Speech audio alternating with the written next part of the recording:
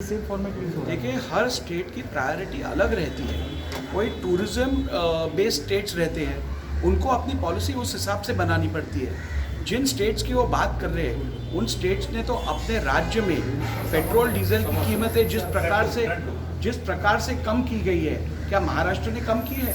तो ये तुलना करना बहुत ही अनुचित रहेगा। और मैं समझता हूँ कि सरकार को अपनी प्रायोरिटीज़ पे ध्यान देना चाहिए, एजुकेशन सेक्टर पे ध्यान देना चाहिए, प्राइसेस कंट्रोल में लाने पे ध्यान देना चाहिए, मगर सरकार की प्रायोरिटी लिकर सेल के ऊपर है, ये इससे स्पष्ट दिखाई देता सर, है। इस मामले को लेके जो BJP full state wide protest किया जाएगा। भारतीय जनता पार्टी सभी फोरम्स पे, विधिमंडल में हो या रास्ते पे हो, हम इसका विरोध करेंगे। राहुल जी, एका आमदाराला 18 कोटीचा मद्य बिक्री को लेकर, दारू बिक्री को लेकर के राज्य सरकार ने निर्णय लिया है, कैसे देखती है मुझे? बहुत ही दुर्भाग्यपूर्ण निर्णय है।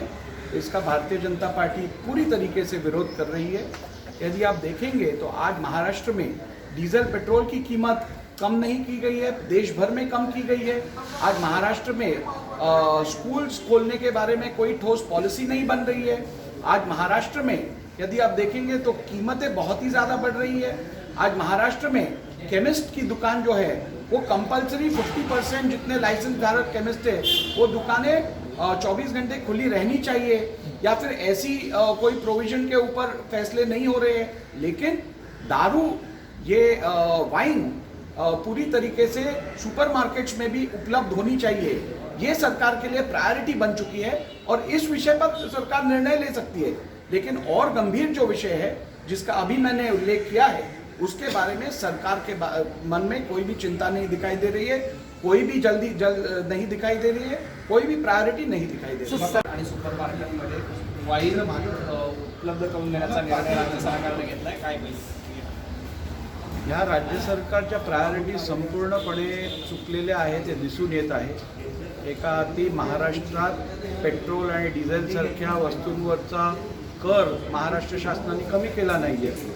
महाराष्ट्र शासनात इतर सगळ्या वस्तूंची भाव अत्यंत वेगाने वाढत आहेत। ह्या सगळ्यावरती लक्ष न देता केवळ लिकर इंडस्ट्रीला सपोर्ट करण्यासाठी, लिकर इंडस्ट्रीला फायदा करून देण्यासाठी हा दुर्दैवी निर्णय महाराष्ट्र शासनाने आज घेतलेला आहे। त्याचा आम्ही निषेध करतो आणि महाराष्ट्राला मध्य राष्ट्र असं करण्याचा जो प्रयत्न महाराष्ट्र शासन करत आहे तो कदापि भारतीय जनता पार्टी खपवून घेणार नाही, हे आज आम्ही स्पष्ट केलेलं आहे। आपण जर बघितलं तर अलीकडच्या काळात एकूण इतर राज्यांमध्ये अडिक्शनसारख्या ज्या गोष्टी आहेत, लिकर असो, इतर प्रोडक्ट्स असो, यावर कमीत कमी जास्तीत जास्त निर्बंध कसे आणता येतील यावर जोर आहे। परंतु महाराष्ट्रात अशा पद्धतीने ज्या प्रकारे लिकर स्टोर्समध्येच केवळ नव्हे तर सुपर मार्केट्समध्ये पण वाईन अवेलेबल करून देणं, हे एका पद्धतीने आपल्या नवीन पिढीला, युवा पिढीला आणि इतर राज्यातील लोकांना गैरसोयीचं निश्चित ठरणार आहे। आणि कदाचित पुढच्या बजेटमध्ये आपल्याला अशा निर्णयानंतर रिहॅबिलिटेशन सेंटर्ससाठी अधिक बजेट मांडायला लागेल, अशी परिस्थिती महाराष्ट्र शासनाने करून ठेवलेली आहे। नवाब मलिक असं म्हणतायत संबंधित निर्णय घ्यायला अख्खं मंत्रिमंडळ निर्णय घेत आहे, पण 3 महिने जवळपास झालेत, आझाद मैदानामध्ये एसटी कर्मचारी संप करतायत, त्यांच्याबद्दल निर्णय घ्यायला हे सरकार लायक नाही आहे का? एसटी कर्मचाऱ्यांचा प्रलंबित प्रश्न जो आहे तो आपण बघितला, 3 महिन्याहून अधिक काळ हा रेंगाळत ठेवलेला आहे। मी आत्ता सांगितल्याप्रमाणे या सरकारला एसटी कर्मचाऱ्यांबद्दल कुठचाही फरक पडत नाही। या सरकारला आरोग्य विषयातल्या समस्यांबद्दल कुठचाही निर्णय घ्यायची गरज वाटत नाही। या सरकारला डिझेल पेट्रोलवरचा कर कमी करून सामान्य जनतेला राहत द्यायच्याबद्दलही कुठचीही घाई त्यांच्या मनात दिसत नाही। परंतु लिकर सेल आणि वाईन ही सुपर मार्केटमध्ये ह्याची विक्री व्हायलाच पाहिजे, या संदर्भात या सरकारच्या मनात अत्यंत असणारी भावना, अत्यंत घाई ही दिसून आली आहे। आणि ते दुर्भाग्यपूर्ण आहे की प्रायोरिटीज या सरकारच्या चुकलेल्या आहेत आणि त्याचा फरक, त्याचा कम्प्लिटली इफेक्ट हा महाराष्ट्राच्या जनतेवर होत आहे। थँक्यू। धोरण आहे, भाजपचं हेच धोरण आहे, तर इथं विरोध का? हे बघा, गोवा हे टुरिझम स्टेट आहे। गोवा आणि हिमाचल प्रदेशमध्ये त्यांच्या प्रायोरिटीज काय आहे ते महाराष्ट्रापासून वेगळ्या आहेत। महाराष्ट्रात आपण अनेक जिल्ह्यांमध्ये संपूर्ण दारूबंदी आणण्याचा प्रयत्न केला आहे आणि त्याचं स्वागत हे राज्यभरात झालं आहे.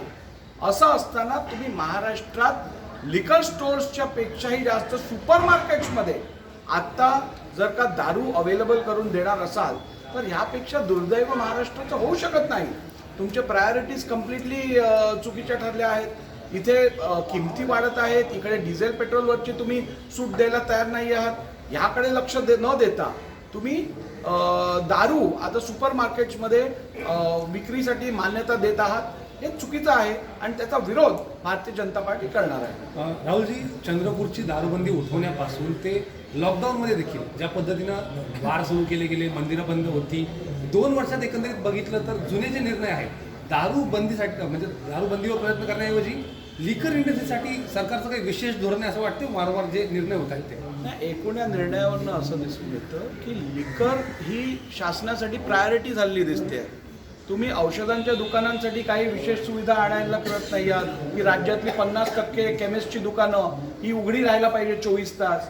तुम्ही इतर सेक्टर ज्याच्यात प्रायोरिटी द्यायला पाहिजे.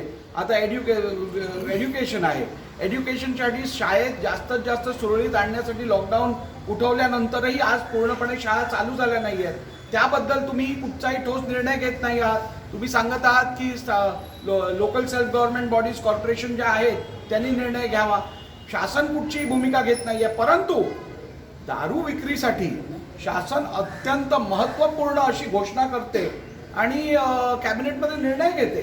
त्यामुळे कॅबिनेटसाठी प्रायोरिटी काय आहे? दारू विक्री, एज्युकेशन की औषध पुरवठा?